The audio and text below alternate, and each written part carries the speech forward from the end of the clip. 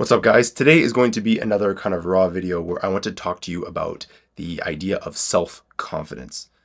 So many people lack self-confidence, and it's the reason why they don't properly approach business or approach relationships or approach really any opportunity with much vigor. They don't really put much time into it. They don't really put much energy because they're scared. But I want to explain to you succinctly exactly how self-confidence works so that once you understand this, you can begin to generate self-confidence for yourself. If you want to achieve more things and do more things and seize more opportunities, you need to feel as though you are the kind of person that might actually succeed at whatever venture that they attempt. So I just wanted to come on and really quickly tell you about this. So first of all, it's important to understand the history of self-confidence. What is the etymology of self-confidence? Where does self-confidence come from? Well, the term confidence comes from the word confide, okay? But what is it to confide? Let's go a little bit further back. To confide is to trust. So let's consider two friends, okay? One of them has a secret that they might like somebody or they're starting a new business, something that they just don't want to tell the world yet, right? But they want to express it to someone where they can at least put it out slightly and they can kind of put some feelers into the world, someone that they trust, and see kind of what the response might be, or maybe just get it off their conscience or whatever it is. So they confide in this person.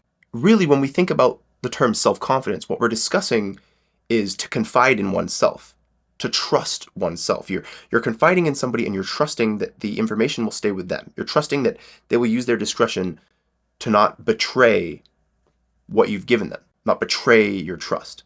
So self-confidence really is just about trusting yourself. Okay, so if we take it a step further, how do we begin to trust ourselves? What does that even mean? It's a little bit different from our example a second ago where we spoke about, confiding in somebody, because obviously I know all the information inside my head. I'm not concerned I'm going to go tell somebody. So what does that mean to trust someone, to trust yourself? Well, trust that you are going to actually succeed. Trust that you won't fail, fall flat on your face. Well, how does that happen? That's repetition and practice. So how do you have self-confidence, if we go all the way back, is to have practice in what it is that you want to do well in. Okay, so let's consider giving a talk in front of 100 people. Now, if you have stage fright, of course you have no self-confidence. You haven't practiced at all. You're just going to go up there and give a talk and hope it goes well, of course.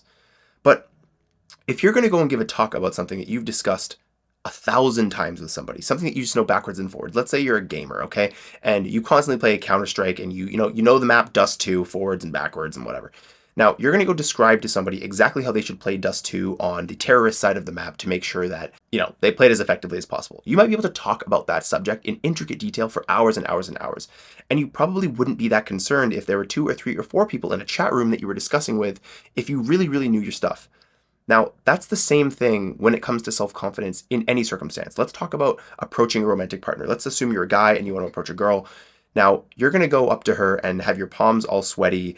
You're going to be terrified. Your heart's going to be racing. You won't be able to talk to her if it's the first girl you've ever mustered the confidence to talk to. Okay, I say mustered the confidence, but really you're not confident at all. If you are able to go up to her with so much backlog, so much experience, behind you, you've done this several times before, you're not going to be nervous. It's just going to be another repetition. It's like walking into the gym for the first time.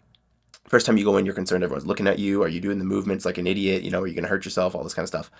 But when you've been to the gym 1,000 times, you walk in and you're like, yeah, this is my house. I'm going to come in, I'm going to work out, and I'm going to leave. That's self-confidence because you've practiced. You've done it so many times. So what I'm getting to is this is the whole reason why you want to put yourself out there and you want to try new things and you want to practice the things that you want to be good at. You don't have confidence and then you do it. You do it and then you have the confidence, okay? Ralph Waldo Emerson, a famous American philosopher, once said, do the thing and you will have the power, okay? It's not the other way around. It's not you have the power to do it, so then you do it. It's you do the thing, you get out there and you do the thing, and then you have the power. So guys, I just wanted to have a quick discussion, hopefully that made sense, on self-confidence because so many people lack it because they don't understand that it goes through that whole chain of self-confidence means to confide. To confide means to trust. So self-trust. How do we trust ourselves? How does that happen? Well, we build the confidence by having the practice, having the experience. Do the thing, and you will have the power. Thank you so much for watching. My name is Spencer with Must Become. Always remember that your potential is your obligation, so what you can become, you must become.